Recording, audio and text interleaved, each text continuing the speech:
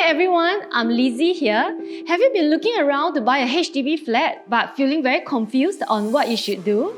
Do not miss my video today where I will share some very useful little known tips with you.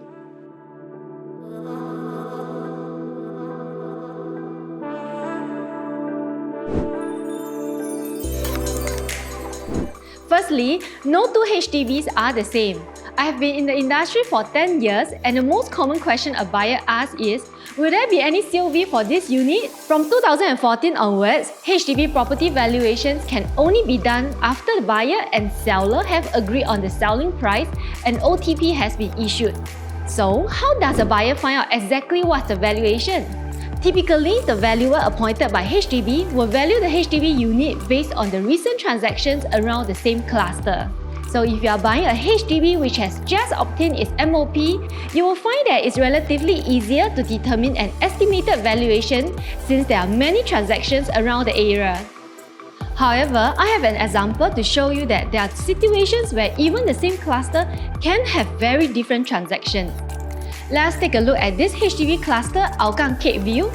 The HDB units over here have two types of facing, where one will either face the unblocked greenery and river view, while the other one will face another private development across the road.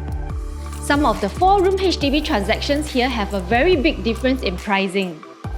For example, in November 2022, Block 476C, a 10 to 12 floor unit was transacted at 720,000. But in December 2022, Block 477C, units 10 to 12 floor were transacted between 620,000 to 630,000. The price PSF for Block 476C was also much higher than Block 477C. Besides the usual reasons, such as the higher price unit could be a result of a better renovation or the lower price unit could be a desperate sale, let's first have an in-depth understanding of the surroundings and dive deeper into the exact stacks. After analysing the site map, you will realise the transacted unit at Block 476C is located on Stack 546, which enjoys an unblocked greenery and river view. Whereas for Block 477C, both units are having a blocked view overlooking a private development across the street. In such scenarios, valuation will be a bit trickier, and if you are willing to pay for a higher price for a better view unit, do be prepared for COV.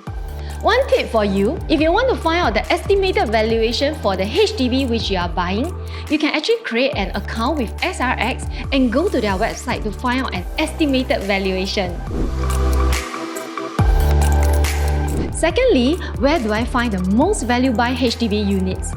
Shh! Let me share this tip with you. If you were to go to any HDB cluster which has just obtained its MOP, you'll get to see many listings available for sale.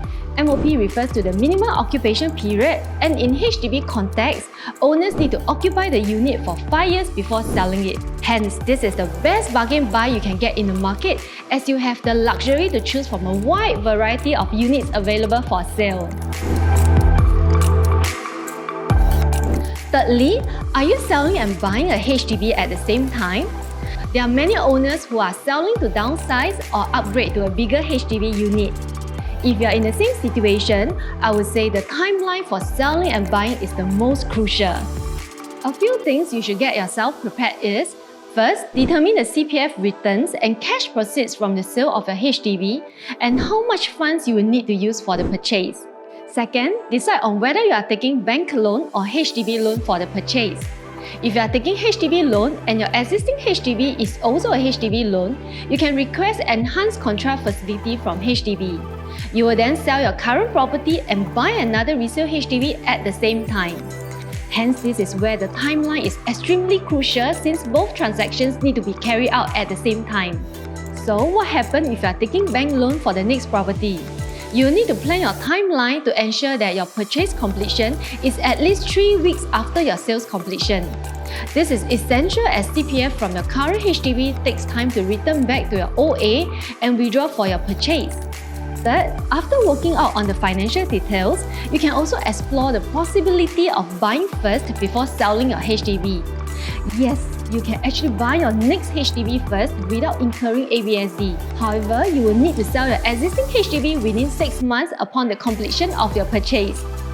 By looking out for these factors, you can ensure that you make careful considerations when choosing your dream home. If you feel this video is useful to you, do share with your friends and families. Feel free to reach out to me if you have any questions about buying a HDB in this current property market. I hope you'll find joy and happiness when you secure your dream home. This is Lizzy here. See you soon!